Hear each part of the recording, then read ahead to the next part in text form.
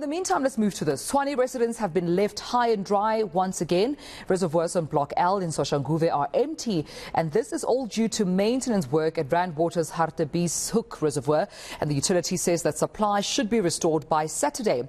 But we know all about how these get delayed even further after the major maintenance in Johannesburg. So let's touch base now with eNCA reporter Pule Letshwiti Jones in the area, and joining me now with more. Pule, good morning to you, colleague. I mean, it seems when it comes to water issues, you cannot mention them without saying, Soshanguve, Hammanskraal, the Greater Tshwane area. But this time around, what's behind Block L in Soshanguve and those reservoirs being empty?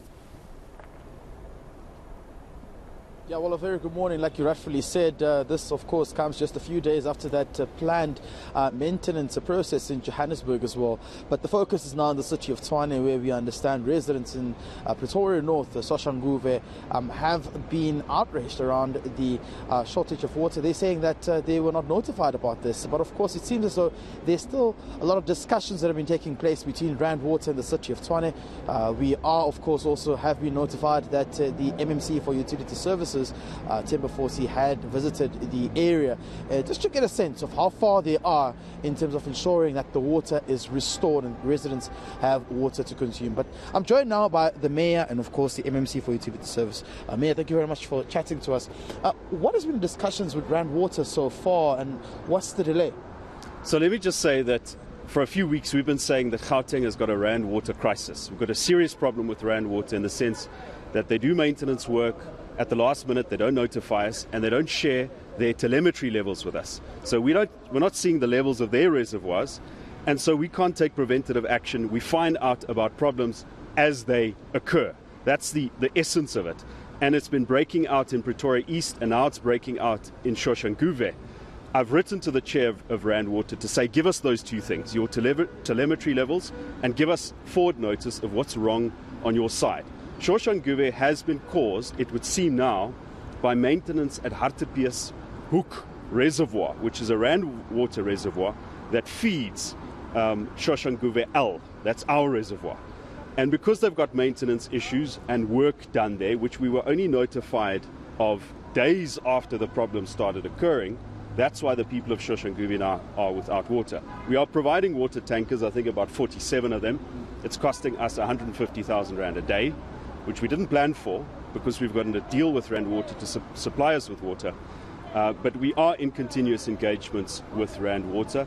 MMC Timber Force can perhaps give you an update on those engagements, as well as engagements with councillors in the area. Just before I go to the MMC, is it worrisome? I mean, you had to write an urgent letter regarding the water crisis in Soshanguve to Randwater. Is this situation really concerning? I mean, you mentioned also in Pretoria East there was a situation there. This breakdown in communication affecting residents, is this something that's concerning for the brand of Tshwane as well? It is extremely concerning, and if it was only Tshwane, we would have a conversation about what's wrong with Tshwane. But it's not only Tshwane, it's Johannesburg, it's Ekurhuleni, it's Mogale. The whole of Gauteng is being affected by Randwater maintenance and supply issues. Now, I am the mayor of an institution that has trouble. We've got trouble, we've been candid about it, but we are candid about it. We say to the public, this is what's wrong. And that's what we want from Randwater. Just be honest with us, so that we can advise residents that Randwater's problems are so serious that supply can be intermittently affected at any time. Therefore, we need a radical reduction in consumption. But if we don't know that, we can't plan for that. We can't even budget for all of these water tankers that we have to provide in the interim. That having been said, we are committed to this relationship. We are dependent on Randwater for 70% of the city's water supply. So we're not turning our backs on them. We are desperately trying to engage them just to share those two things with us. Thank you very much. Let me bring in the MMC here. Mr. Forsi, just maybe on what the mayor has said, what is the latest update with Randwater, and when can residents receive water as well? Thank you, Pule. Currently, the team is ongoing. They're almost at 95%.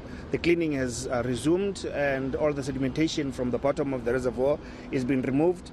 And then by midday today, they'll be disinfecting the reservoir, and then in the evening part, then water will be pumped into the reservoir. However, this will take quite a formidable amount of time as there's airlocks on the pipes. The network is currently empty. Obviously, with the residual pressure, we would be able to have our reservoir up, but we would expect our residents to have a little bit of patience up until the reservoirs in the Mabopane areas, the DD area, and the Soshanguve L reservoir is fully capacitated.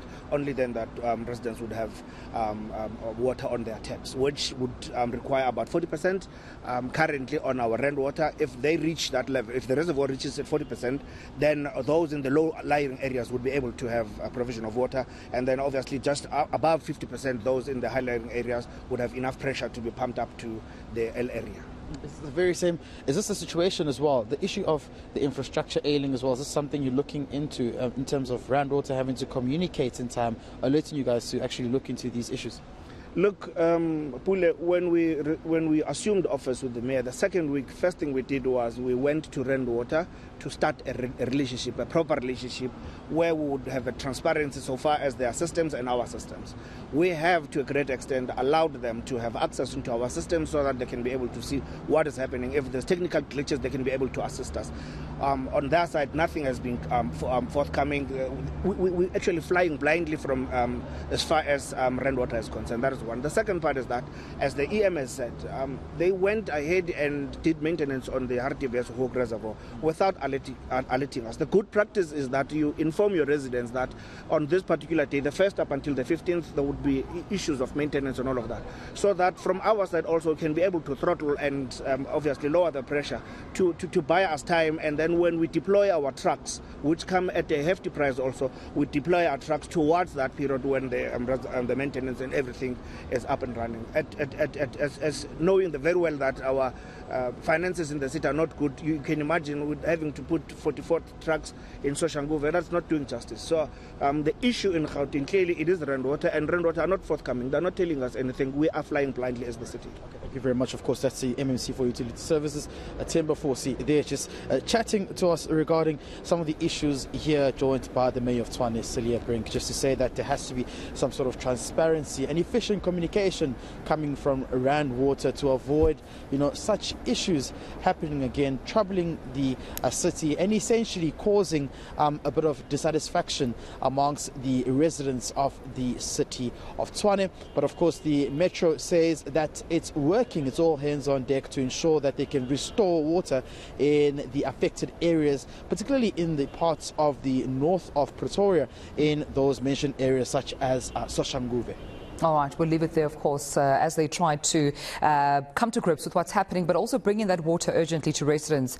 Understandably, quite a big inconvenience to those out in Block L of Soshanguve. That's my colleague, Pule Letshwiti Jones.